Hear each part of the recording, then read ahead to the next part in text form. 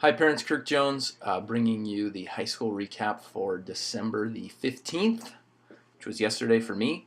We're in a series where your students ask the questions and we get a chance to respond to them. So, yesterday we talked about temptation and what it is and how to deal with it. One of the first questions posed to the audience was, is it a sin to be tempted? And we got a resounding yes, which is wrong. That's not true.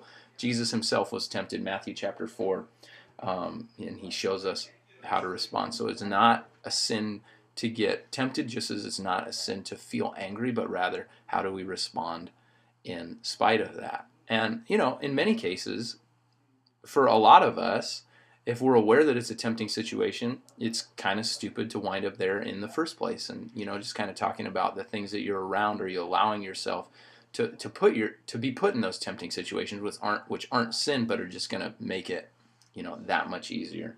1 Corinthians 10:13 says that no temptation has overtaken us except what is common to man, and that God is always going to provide a way out. So there is an appropriate way to respond.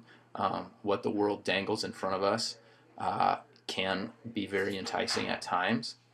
Talked about how we never grow out of that. You don't grow up to a point where, oh, I'm not tempted anymore.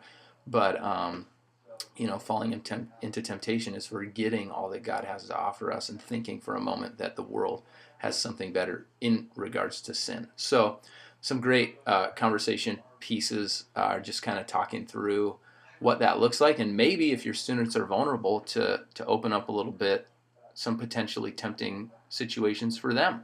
So hope that helps, and I'll see you next week.